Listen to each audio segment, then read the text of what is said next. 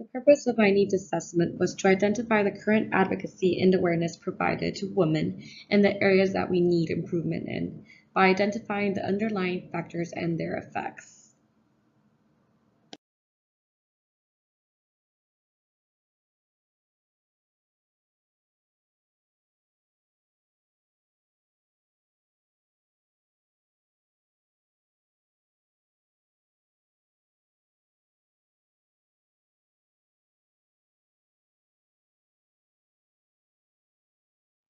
The issue for the specific population of women going through domestic violence is demonstrating importance of targeting the woman population and targeting their needs to better provide the support programs that they need from housing, medical, or mental health.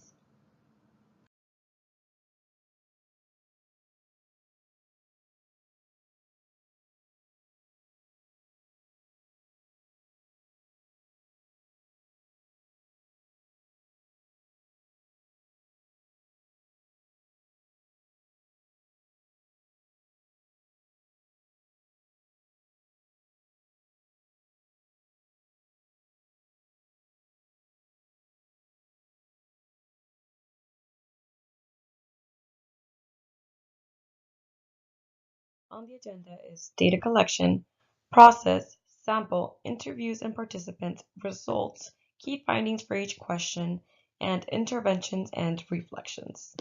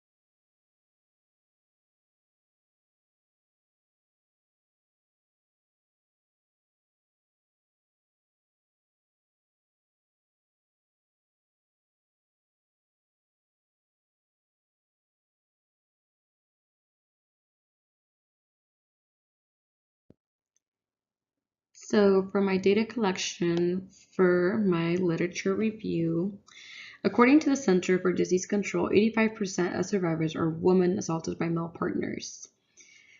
This brought upon attention to my focus on my needs assessment for specifically women for domestic violence. I do believe that there should be no categorization as to which population is most prevailing, but it is the most that has the highest percentage rate when it comes to male partners, as stated by the Center of Disease Control. There are numerous women empowerment programs across the country working on supporting and directing women to the appropriate resources.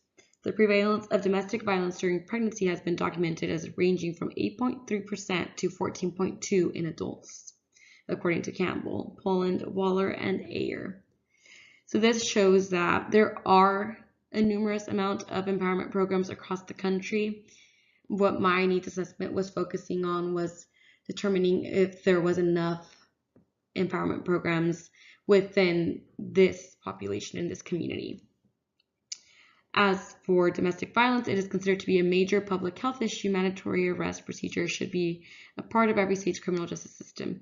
This goes into how stakeholders and law firms are assisting us in advocating for these women or promoting awareness for domestic violence. Some of the mental health problems that can occur from domestic violence include depression, alcohol or substance abuse, anxiety, personality disorders, post-traumatic stress disorder, sleeping and eating disorders, social dysfunctioning, and suicide, according to Gerlach. These are all things that need to be treated outside of any kind of facility that attends for domestic violence. This is when the referrals come in, and as we will see in our next slide, after interviewing a few agencies, we noticed the difference between the type of agency that these women attend to, the type of consistency and follow-ups, and whether or not they are even held accountable for it.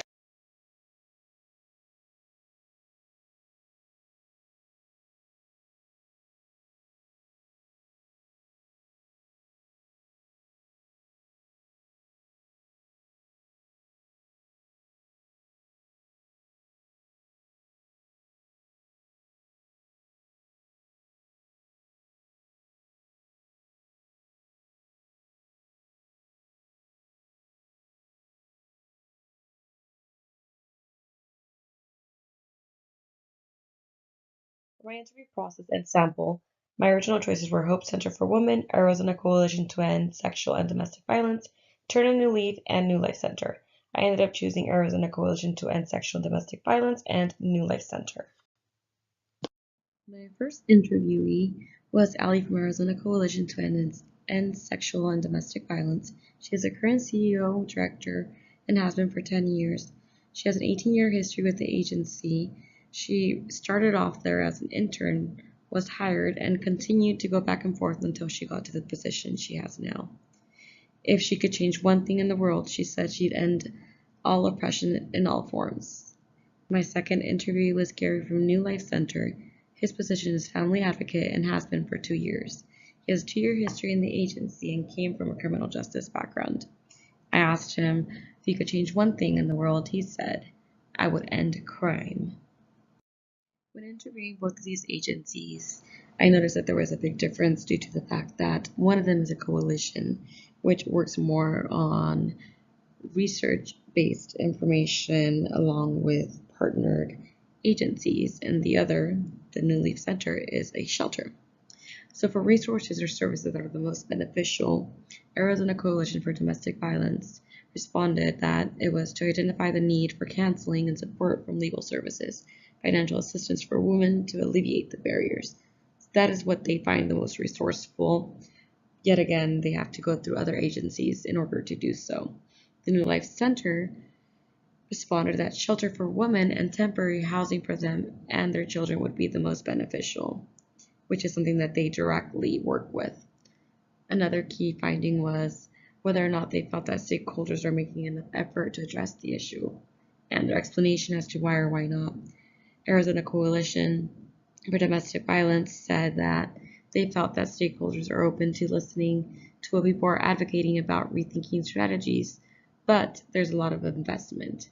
So they feel like there's a lot of listening going on, but there's too much investment that needs to be made, both ethically and financially. The New Life Center said that it's hard to make shifts, but at least it's out there and they're actually listening. He wouldn't say that they need more, he would say that they need more understanding, but it comes down to funding and money. Both of these agencies agreed that number one barrier would be funding. So although stakeholders are listening to the needs, there's still a lack of money and funding to go through with advocating for this and raising more awareness and building these shelters that not only give them temporary housing, but they also give them the opportunity to find employment and place them. Some recommendations that I summarized according to my findings were that there should be a big focus on surveys available for victims that are more comprehensive and accessible, a response system that is built along emergency structures. These women need housing, jobs. They do not all want to be in a shelter. They want to have resources to progress from a system and seek the best option for all survivors, especially marginalized communities. Another recommendation would be to create and encourage a consistent treatment in which they can follow up with the client to ensure progress and safety for these women. That's when creating these emergency structures would come in handy. As for sharing my findings, I would definitely share this presentation to both agencies, which would possibly lead for them to connect with each other and assist each other. I would also like to join the Arizona Coalition Against Domestic Violence. I am currently working as an intern at the Southwest Interdisciplinary Research Center, and I have the option of joining that specific coalition, so it's something that's in my plans. Overall, I do not believe that I ran into too many negative factors. One of my most negative factors was finding agencies that would allow me to interview them due to the confidentiality. I actually ran into situations in which I couldn't even find the location of the agency. Some positive factors were that through my connections at my internship, I was able to achieve my goal of getting an interview with this coalition. As for my experience, I've learned that there is a big time sensitivity when creating a needs assessment and that there is many confidential barriers. My community and organizational process gained was involvement with the agencies as to becoming part of a coalition.